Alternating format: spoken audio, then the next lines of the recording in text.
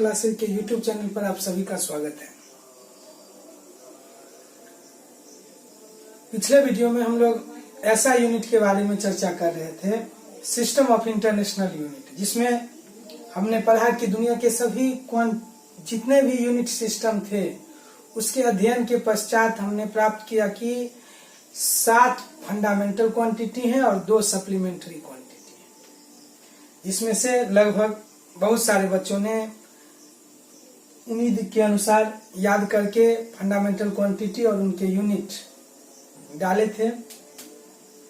जो नहीं डाले हैं उससे उम्मीद करेंगे कि बहुत जल्द फिर से आप लोग अपना याद करके फंडामेंटल क्वांटिटी जितने आपको याद रहेंगे डिराइव्ड क्वांटिटी के यूनिट निकालने में उतने ही सहूलियत होगी। उसके अलावा जितने भी राशियां हैं 7 फंडामेंटल क्वांटिटी के अतिरिक्त वो सभी कहलाते हैं डिराइव्ड क्वांटिटी। तो आज के वीडियो में हम लोग डिराइव्ड क्वांटिटी के यूनिट निकालेंगे, जिसे हमने डिफाइन किया था डिराइव्ड यूनिट अर्थात व्युत्पन्न मात्रक। तो फंडामेंटल क्वांटिटी 7 थे: length, mass, time, electric current, temperature, luminous intensity, amount of substance. Length का ऐसा यूनिट मीटर, मास का किलोग्राम, टाइम का सेकेंड, इलेक्ट्रिक करंट का एम्पियर, टेम्परेचर का केल्विन, लुमिनस इंटेंसिटी का कैंडेला और अमाउंट ऑफ सब्सटेंस का मोल। अब इन 7 की सहायता से अगर हमें इन 7 के फंडामेंटल यूनिट याद हैं तो हम लोग अन्य सभी क्वांटिटी, फिजिकल क्वांटिटी के यूनिट निकाल सकते हैं। यूनिट निकालने के लिए हमें ये फंडामेंटल क्वांटिटीज के यूनिट निश्चित रूप से याद होना चाहिए। अब डिराइव्ड क्वांटिटी कौन है? तो जितने भी क्वांटिटी के फॉर्मूला हमें ज्ञात हैं वो सभी वास्तव में डिराइव्ड क्वांटिटी हैं। जैसे मैथ में हम लोग पढ़ते हैं एरिया, क्षेत्रफल, सर्कल का area pi r square, square का एरिया ए स्क्वायर, रेक्टेंगल का एरिया लेंथ इंटू ब्रीथ। मूलतः इसका फंडामेंटल फॉर्मूला है length into breadth. Length into breadth अर्थात लंबाई गुने चौड़ाई। तो लंबाई का यूनिट हम लोग लिए थे मीटर। चौड़ाई भी एक प्रकार का लेंथ ही है। जब 2 तरह के लेंथ, जैसे घर के बेस को ही हम ले, आधार को ले, तो एक हो गया लंबाई और एक हो गया चौड़ाई, लेकिन है तो दोनों लंबाई, तो इसका भी यूनिट होगा मीटर। मीटर गुने मीटर तो हो जाएगा मीटर स्क्वायर। तो मीटर स्क्वायर जो क्वांटिटी है वह यूनिट है, यह मीटर से डिराइव किया गया। एरिया जो डिफाइन किया गया है वो फंडामेंटल क्वांटिटी लंबाई से डिफाइन किया गया है। 2 तरह के लंबाई है, तो इसलिए ये कहलाते हैं डिराइव्ड क्वांटिटी। तो एरिया हो गया डिराइव्ड क्वांटिटी और इसके यूनिट हो गए मीटर स्क्वायर। तो मीटर हो गए फंडामेंटल क्वांटिटी और मीटर स्क्वायर हो गए डिराइव्ड क्वांटिटी। इसी प्रकार हम लोग पढ़े वॉल्यूम, आयतन, बेलन का आयतन, सिलेंडर का वॉल्यूम हमने पढ़ा pi r square h, cube का पढ़ा ए क्यूब, क्यूबॉइड का पढ़ा length into breadth into height, लंबाई गुने चौड़ाई गुने ऊंचाई। तो लंबाई, चौड़ाई और ऊंचाई, अगर हम इसका यूनिट निकालें तो यूनिट हो जाएगा लंबाई का मीटर, चौड़ाई का मीटर, ऊंचाई का मीटर। जैसे घर का ही आयतन हम निकालें, एक मैच बॉक्स है, क्यूबॉइड है, तो लंबाई, चौड़ाई और ऊपर ऊंचाई। तो ये तीनों वास्तव में लेंथ ही हैं जो अलग अलग तरह के हैं, इसलिए हम इसे अलग अलग नामों से देते हैं, लेंथ, ब्रीथ और हाइट। तो यहाँ पर वॉल्यूम का यूनिट हो जाएगा metre cube. Metre cube derived unit है। तो एरिया का यूनिट हो गया मीटर स्क्वायर, याद रखेंगे। वॉल्यूम का यूनिट हो गया मीटर क्यूब। इसी प्रकार डिस्टेंस कहते हैं पाथ लेंथ। जिस पर कोई बॉडी ट्रेवल करता है उसका जो रास्ता का लंबाई है उसी को हम लोग डिस्टेंस कहते हैं, जिसको हिंदी में हम लोग दूरी कहते हैं। तो लंबाई ही है तो लंबाई को हम लोग कहते हैं मीटर। इसी प्रकार डिस्प्लेसमेंट, जिसको हम लोग कहते हैं विस्थापन, दूरी और विस्थापन संबंधित है, एक ही जैसे, एक स्केलर है और एक वेक्टर है। हालांकि इस पॉइंट और इस पॉइंट के बीच का जो एक्चुअल डिस्टेंस है, एक्चुअल लेंथ है, ये कहलाता है डिस्प्लेसमेंट। तो यह भी लेंथ ही है, final point minus initial point, अंतिम बिंदु माइनस प्रारंभिक बिंदु। तो दोनों बिंदु के बीच का दूरी है अर्थात लेंथ है, तो इसका भी यूनिट क्या हो जाएगा, मीटर।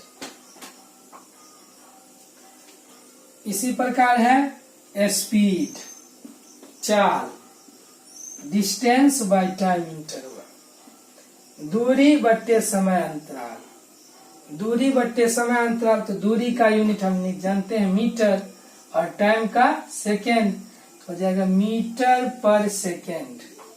इसको पढ़ेंगे मीटर पर सेकेंड। जिस प्रकार हिंदी में पढ़ते हैं मीटर प्रति सेकेंड, वैसे इसमें पढ़ेंगे metre per second, metre per second. तो ऐसा unit of speed is metre per second. जब भी कभी किसी क्वांटिटी के साथ हम देखेंगे मीटर पर सेकेंड, तो हम लोग समझ जाएंगे कि यह स्पीड है या वेलोसिटी है। वेलोसिटी जिसको हम लोग कहते हैं वेग, वेलोसिटी को हम लोग कहते हैं वेग, जिसका फॉर्मूला होता है displacement by time interval, displacement by time interval, विस्थापन बट्टे समय अंतराल, विस्थापन बट्टे समय अंतराल।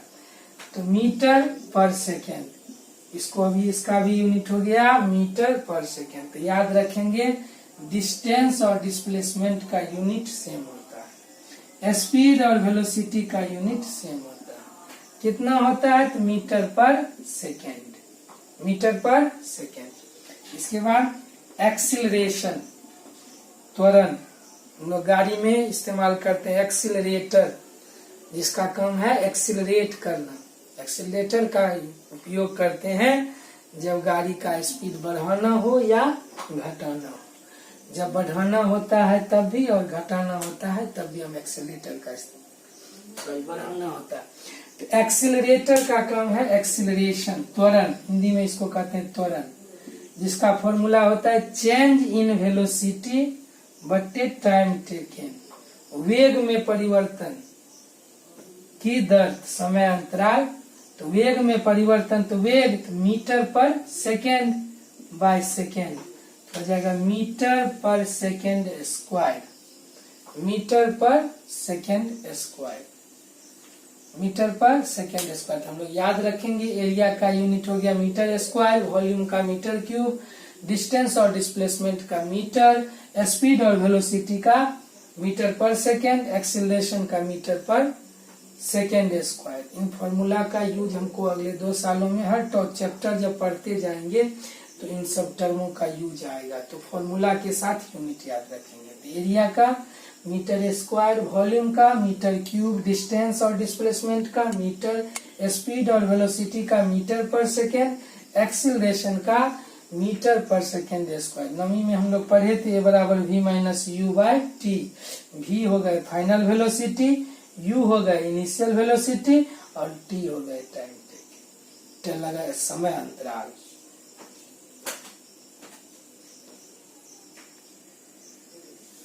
नोट कर लें इसे। इसी प्रकार फोर्स का बल मास गुने एक्सीलरेशन, F बराबर ma, लोग फॉर्मूला पढ़े न्यूटन के नियम में।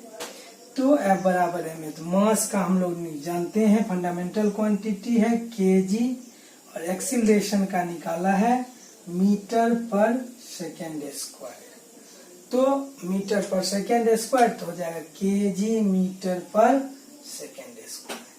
फोर्स के संदर्भ में बहुत सारे काम किए गए थे न्यूटन के द्वारा, इसलिए उनके सम्मान में फोर्स के जो यूनिट है, ऐसा यूनिट, इसे हम लोग न्यूटन के नाम से जानते हैं। 1 न्यूटन बराबर kg metre per second square. तो 1 न्यूटन बराबर हो गया kg metre per second square. KG metre per second square. Work कार्य, तो फोर्स इनटू डिस्प्लेसमेंट, तो फोर्स का हम लोग जानते हैं KG metre per second square, displacement का मीटर, मीटर मीटर गुना होगा KG metre square per second square, KG metre square per second square. या हम लोग ऐसे भी निकाल सकते थे, फोर्स का न्यूटन और डिस्प्लेसमेंट का मीटर, तो हो जाएगा न्यूटन मीटर, जिसे इक्विवेलेंट माना गया जूल के नाम से।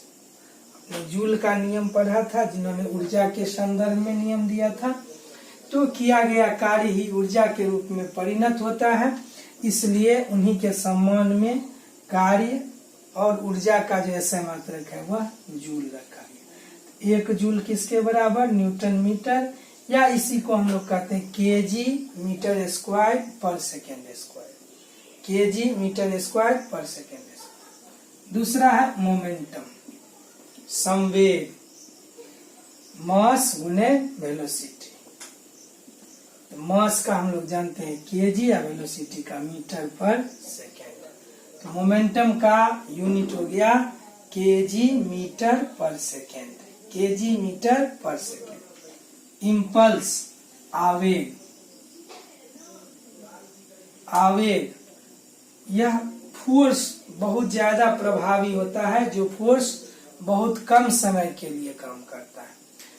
F into del t, force का हो गया न्यूटन और टाइम का हो गया सेकेंड, तो न्यूटन सेकेंड तो हो जाएगा KG metre per second square into S, तो हो जाएगा KG metre per second, KG metre per second. इसी प्रकार काइनेटिक एनर्जी, जिसे हम लोग कहते हैं गतिज ऊर्जा, हाफ mv स्क्वायर, तो KG metre per second. Velocity का संख्या का कोई मात्रक नहीं होता, तो केजी मास का वेलोसिटी का मीटर पर सेकेंड स्क्वायर करेंगे तो हो जाएगा KG metre square per second square, KG metre square per second square. Potential energy, जिसे हम लोग कहते हैं स्थितिज ऊर्जा, mgh, m हम लोग जानते हैं mass, g acceleration due to gravity और h हो गया हाइट, तो हो जाएगा केजी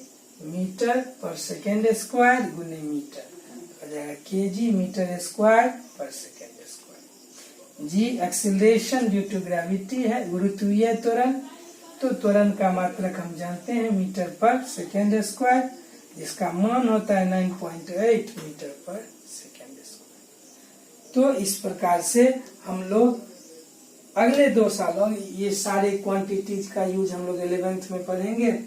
इसके अलावा भी बहुत सारे क्वांटिटीज हैं जो 12th में इस्तेमाल करेंगे, तो हम उसके फॉर्मूलाज लिख दे रहे हैं। आप लोग इस सबके इसी प्रकार यूनिट निकालिएगा और ग्रुप में सेंड करिएगा। निश्चित रूप से HW के लिए अन्य क्वांटिटीज के फॉर्मूले हम लिख दे रहे हैं, जिसे आप लोग यूनिट निकालकर शेयर करेंगे।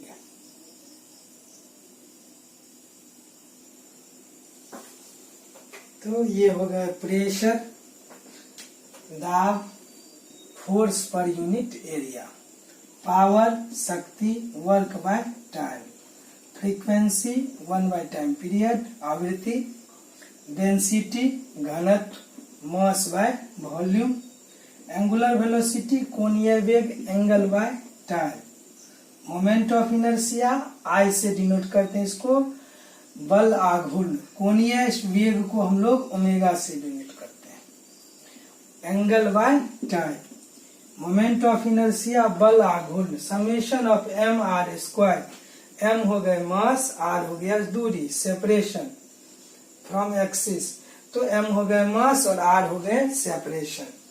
एंगुलर मोमेंटम, इसको हम लोग एल से सूचित करते हैं, कोणीय संवेग, जैसे लीनियर मोमेंटम वैसे एंगुलर मोमेंटम, आई ओमेगा, आई का मान हम लोग यहाँ से यूनिट निकालेंगे, ओमेगा का निकाल कर यहाँ। सरफेस टेंशन, पृष्ठ तनाव, किसी बॉडी के रिजिडिटी का पता हम लोग सरफेस टेंशन पृष्ठ तनाव से लगता है, force per unit length, surface energy, energy पर unit area, strain, change in length बट्टे लेंथ, डेल एल बट्टे एल। तो इन सभी का यूनिट आप स्वयं से निकालें, पहले जो लिखे हैं उनका यूनिट याद कर लें, तो इसे बनाने में कोई दिक्कत नहीं आएगी। ये सारे फॉर्मूला जो हम लोग यू लिख रहे हैं, ये पूरे 11th में हमको पढ़ना है इन सारे टर्मों का। तो अगर हम लोग पहले चैप्टर में ही सभी टर्म, सभी फिजिकल क्वांटिटी से परिचय प्राप्त कर लेते हैं, तो हमें पढ़ने में बहुत ज्यादा दिक्कतों का सामना नहीं करना पड़ेगा। सभी कॉम्पिटिटिव एग्जाम में निश्चित रूप से यूनिट निकालने के लिए आते हैं, पूछे जाते हैं। यूनिट से संदर्भ में अगर हमें फॉर्मूला याद रहेगा, यूनिट याद रहेगा, तो पल भर में हम लोग क्वेश्चन हल कर सकते हैं सभी कॉम्पिटिटिव एग्जामों का। तो निश्चित रूप से सबका फॉर्मूला याद कर लें, ये 23 है। कुछ और क्वांटिटीज के फॉर्मूलाज हम लोग नेक्स्ट वीडियो में देंगे और समझाएंगे। इस सभी का यूनिट आप लोग डालें और जो दिक्कत हो उसे कमेंट बॉक्स में डालें, ताकि अगले वीडियो में हम इसे पुनः सॉल्व करेंगे। तब तक के लिए शुक्रिया।